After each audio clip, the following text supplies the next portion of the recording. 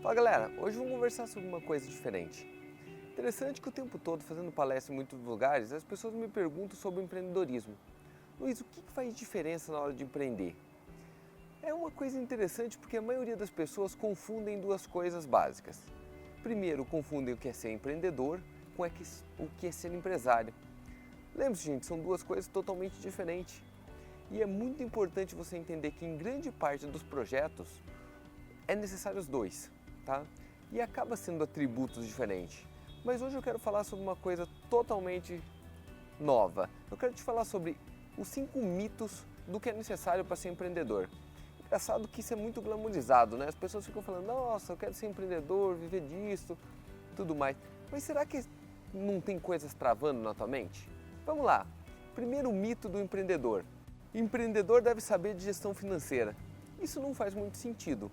É óbvio que como planejamento, a gente tem que saber o que está fazendo, correto? Saber fazer um bom plano de negócio é interessante, saber se aquilo faz sentido ou não, se é viável ou não, aí tudo bem.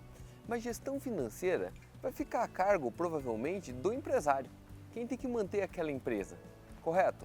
O empreendedor vai contratar alguém, provavelmente, para fazer isso. Não vai ficar ele cuidando de fluxo de caixa diário.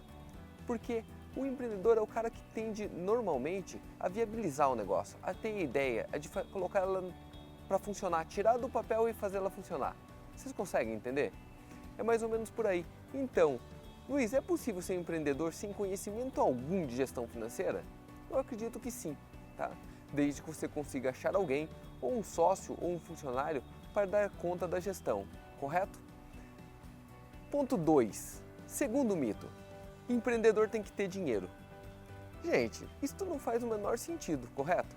Porque na maioria das vezes é justamente isso que ele está procurando. Ele está empreendendo justamente para fazer o dinheiro. Isso é um ponto muito interessante. As pessoas tendem a achar que projetos que vão dar certo é aqueles que já começam com mais dinheiro. É evidente que você tem que ter um fluxo de caixa, entender o começo, ter o dinheiro para começar, é óbvio. Mas eu notei durante o tempo, tanto eu quanto o meu sócio, Carlos, que quando a gente colocava um projeto, que a gente colocava muito dinheiro de início, esse projeto já tendia a dar errado. Quando a gente fazia o contrário, aqueles projetos, sabe, de início zero, que era só ideia mesmo, e na batalha, aquilo dava mais certo, ia mais rápido e ficavam maiores.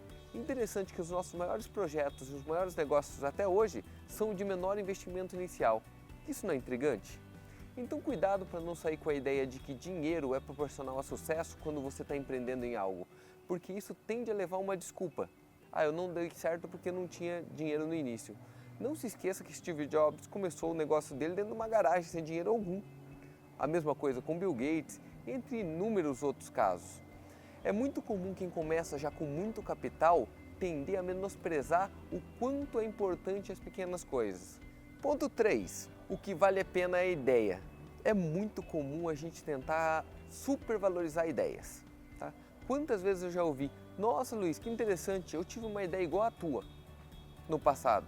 Costumo falar, interessante, por que não fez? Né?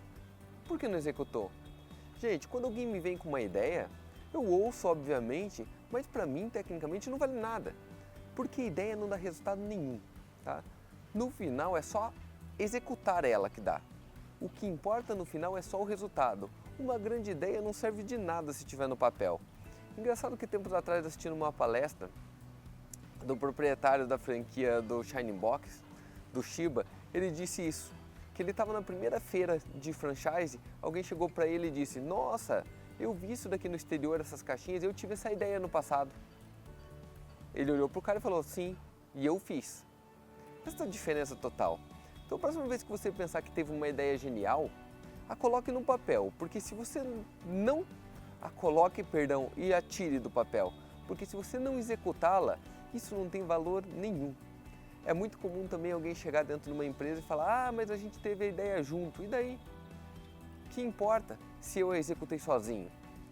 Lembre-se que no final as coisas são medidas por resultado, fez ou não fez, o resto é só falação e desculpa para resultados medíocres. Ponto 4. Sociedade é ruim. Interessante, vindo de mim, eu sempre vou falar cuidado com sociedade. Interessante, pergunte para qualquer empreendedor o que ele acha de ter uma sociedade, que você vai notar um padrão muito comum. Tá? O ponto é, ela não é ruim. Não é porque algumas sociedades deram problema no meu dia a dia que eu vou falar que ela é ruim. Provavelmente foi porque eu executei mal, escolhi mal o sócio, eles me escolheram mal e assim por diante. No final o resultado dela foi ruim.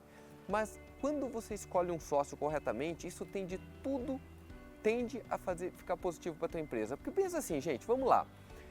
Você tem que imaginar que um sócio tem que vir por um motivo só, agregar algo, tá?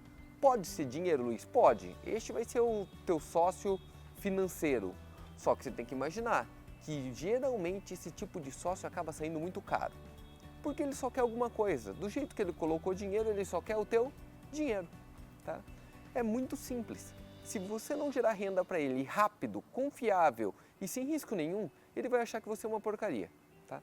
E isso vai gerar provavelmente uma situação extremamente conflituosa. Então lembre-se, quando aceitar um sócio com o dinheiro, o sócio capital, espere que você vai ter problemas com ele se você esperar que ele trabalhe com você, tá? Por outro lado, você pode escolher o sócio que vai trabalhar junto, vai batalhar junto, mas esse normalmente vem com uma vantagem maravilhosa, que é o ter vontade, mas normalmente ele está igual você, sem o dinheiro. Achar os pontos importantes é interessante. Agora um aviso, não faça como eu fiz a maioria das vezes, não procure o perfil igual o teu no teu sócio. Porque olha o que acontece normalmente, se você procurar um perfil igual ao teu, vai ser duas pessoas pensando do mesmo jeito e fazendo a mesma coisa. O que quer dizer que provavelmente a tua empresa vai ser uma empresa burra, tá? Porque ela vai ser uma empresa unânime. Sempre costumo falar isso, uma empresa unânime é uma empresa burra, gente. Porque não tem discussões dentro, todo mundo pensa igual, mas isso é uma merda para um negócio. Porque se um estiver indo para o caminho errado, todo mundo vai junto se abraçando, tá? É um problema muito grande. Tente achar um sócio que faça o que você não faz, que pense do jeito que você não pensa, porque aí sim você vai ter pontos diferentes e provavelmente você vai agregar no teu negócio. Se você é mais gestor, procure alguém que é mais comercial. Se você é comercial, procure mais gestor e assim por diante, beleza? Cuidado, porque nem sempre sociedade é ruim. Ponto 5 dos mitos. O fracasso é o fim. Este talvez seja o maior mito de todos os empreendedores. Este é o maior medo nesse país. Por quê? A gente tende a admitir que se a gente fracassar, é o fim de tudo. Esta empresa tem que dar certo, porque é a oportunidade da minha vida. Quantas vezes você já ouviu alguém falar isso? Isso é uma loucura, não faz o menor sentido. Tá? Por quê? Porque a vida é feita de sucessos e fracassos. E como a gente já viu em outro bate-papo, no final o sucesso vem através de dor. Então vem através de falhas. Lembre-se que se você teve um fracasso, quebrou alguma vez, falhou alguma vez, isso acaba sendo trampolim para o teu próximo sucesso. É extremamente importante, porque se você já iniciar com medo de fracassar e aquilo ser teu fim, você já fracassou. Isso puxa coisa ruim, não tem como fugir disso. Nossa, Luiz, é fácil falar, né? Gente, eu tô te falando sabendo do que eu tô te falando, porque eu tive inúmeros fracassos, inúmeros. E todo momento que eu tinha aquele fracasso era uma sensação de que não tinha mais volta. Sabe aquele que a minha vida acabou aqui? E toda outra manhã era dia novamente. Falava, nossa, aprendi um jeito novo de como não falhar, de como não me arrepender, de como não fracassar, como não falir.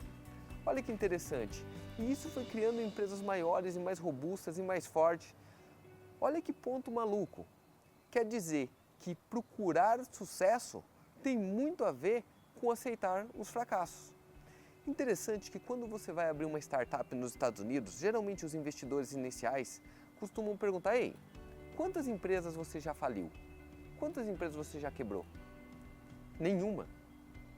Se é nenhuma, eles costumam falar, então vai para o mercado, quebre umas 2 ou 3 vezes, daí você vem pedir meu dinheiro para investir na tua empresa. Por quê? Porque a experiência com fracassos é valorizada em países como esse. No Brasil, que é diferente. A gente tem uma cultura que quem perde, quem falha, quem fale é estigmatizado. Porque ele perde o crédito, ele perde a confiança, ele perde o nome, ele perde todo. Olha que louco, como são vieses diferentes. E olha o que acontece com as empresas lá e olha o que acontece com as empresas aqui. Saber esses 5 mitos vai poder te aproximar demais do sucesso financeiro. Por quê? Saber o que está na cabeça como um mito é um ponto importante para quebrá-los. e saber o caminho certo para buscar a vitória. Valeu, um abraço e até o próximo vídeo.